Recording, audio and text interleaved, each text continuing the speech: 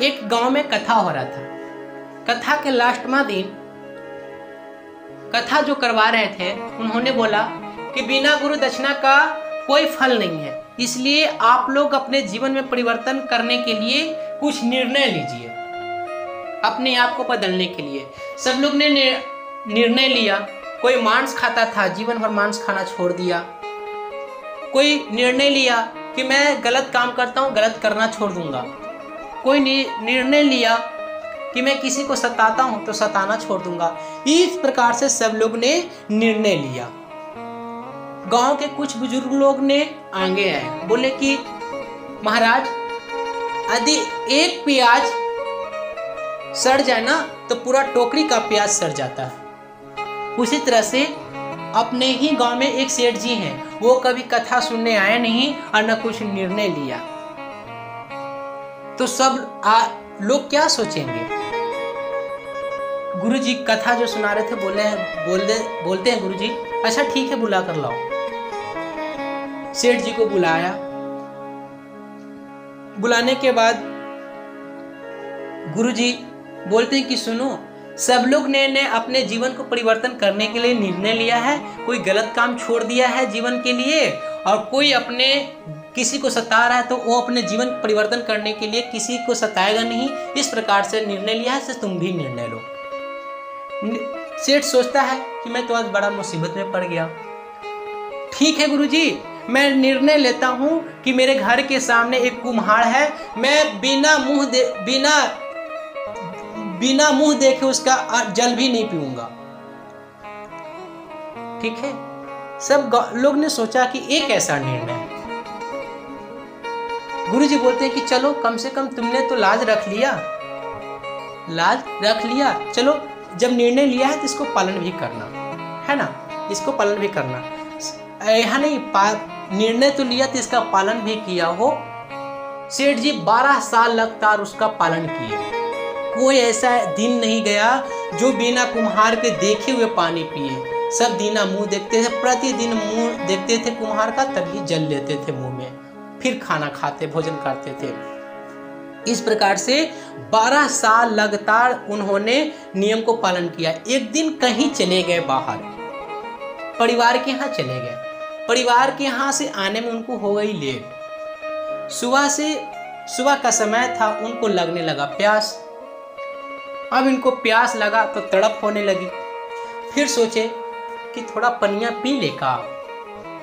फिर सोचते हैं एक मन में कि यदि मैं पानी पी लूंगा तो मेरा 12 साल का तपस्या किया हुआ सब भरनष्ट हो जाएंगे। उसने क्या किया कि जल्दी से झपट कर करके लपक कर करके घर पे आया, और जब घर पे आया तो बैग रखा घर पे और तुरंत निकलना चाहा कुम्हार को मुंह देखने के लिए। लेकिन उसकी पत्नी बोला कि सुनिए जी, कम से कम पानी तो पी लो। सेठ जी बोलते हैं कि मैं आता हूँ कुछ देर में। सेठ जी क्या किया कि कुम्हार के घर पे आए और लगा आवाज लगाने।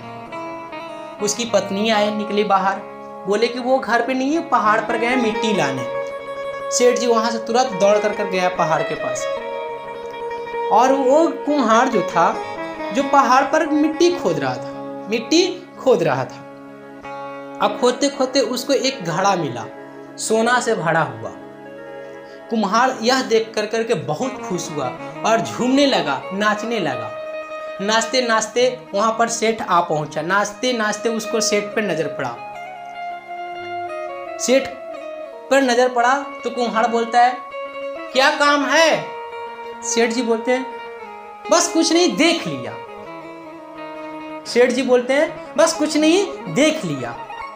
सेठ जी बोलना चाह रहे थे कि मैं तुम्हें मुंह देख लिया, लेकिन कुम्हार सोचा कि इसने देख लिया।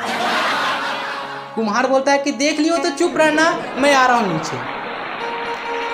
नीचे आया कुम्हार पहाड़ पर से और पैर पे गिर गया सेठ जी को, और पैर पे गिरने के बाद बोलता है, सेठ जी किसी से कहिएगा नहीं, 50-50 है ना। सेठ जी मन में सोचते हैं कि 50-50 यानी दाल में कुछ जरूर काला है। सेठ बोलता है कि अच्छा चलो ठीक है, क्या है दिखाओ। सेठ को लेकर गया मिट्टी के घड़े के पास, और घड़ा दिखाया तो देखा कि सोना से भरा हुआ है। अब सेठ हैरान हो गया, अच्छा इसका बात कर रहा था।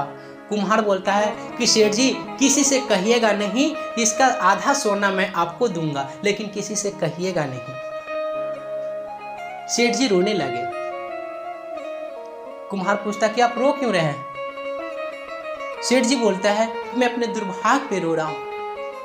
12 साल से मैं तुम्हें लगातार, किसी ऐसा दिन नहीं हुआ कि मैं तुम्हें बिना मुंह देखे जल लिया हो। मैं 12 साल लगातार तुम्हारा मुंह देख करके जल लिया करता था। तो फिर आप रो क्यों रहे हैं? कुम्हार बोलता है कि आप रो क्यों रहे हैं? सेठ जी बोलते हैं कि 12 साल से मैं तुम्हें जब मुंह देखा तो आज इतना सोना मिला। यदि 12 साल पहले मैं भगवान का मुंह देखा रहता तो आज मेरे पास कहाँ कितना रहता, आज मैं कहाँ से कहाँ रहता।